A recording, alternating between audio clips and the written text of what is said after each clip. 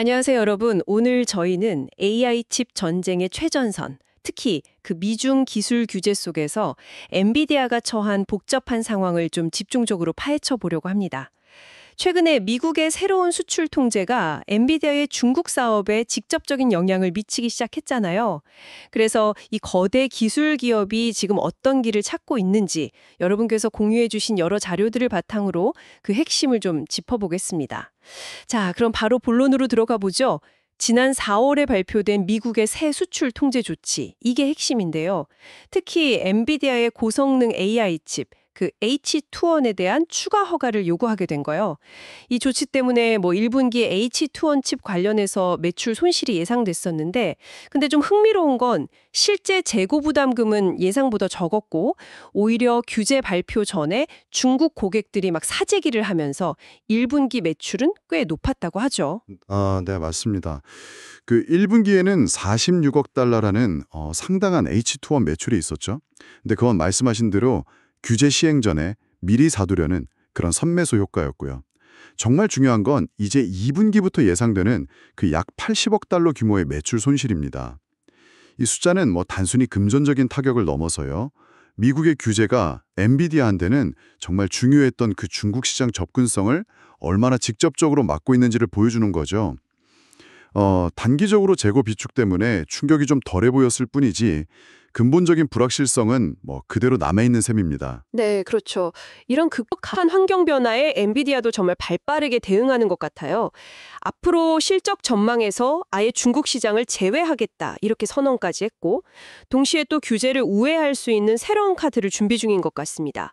그 HBM 대신에 GDDR7 메모리를 탑재한 RTX 프로 6000의 저사양 버전을 개발 중이라는 소식인데요. 이건 어떤 의미로 봐야 할까요? 맞습니다. 이게 엔비디아의 전형적인 규제 적응형 전략이라고 볼 수 있죠. 그러니까 최고 성능 칩의 수출길이 딱 막히니까 성능은 좀 낮추더라도 미국의 그 통제선을 넘지 않는 그런 대안 칩으로 중국 시장에서의 명맥은 유지하려는 시도인 겁니다. L40S하고 L20 칩 사이의 성능이라고 하니까 특정 AI 연산에서는 여전히 유용할 수는 있겠죠.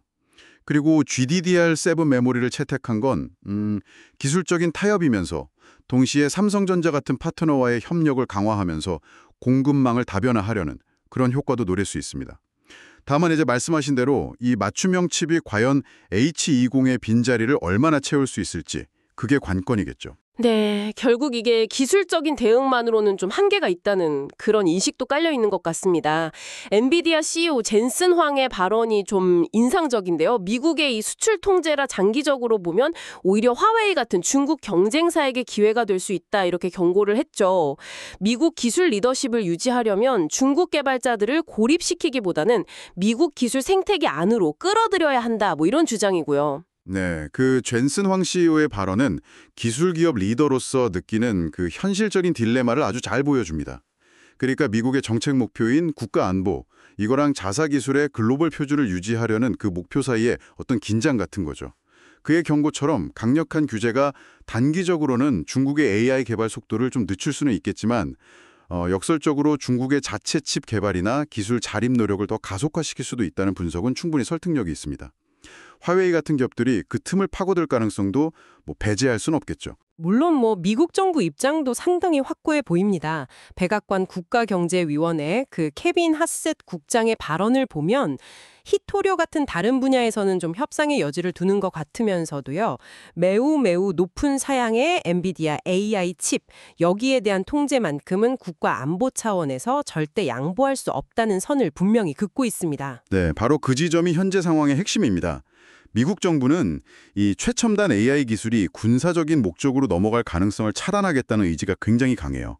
따라서 엔비디아의 H20 같은 진짜 최상위 칩에 대한 규제는 당분간은 완화되기 어렵다고 봐야겠죠?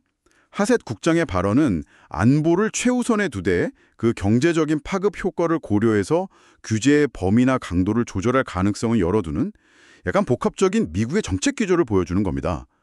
결국 엔비디아는 이 좁은 틈새에서 이제 생존 전략을 찾아야 하는 그런 상황인 거죠.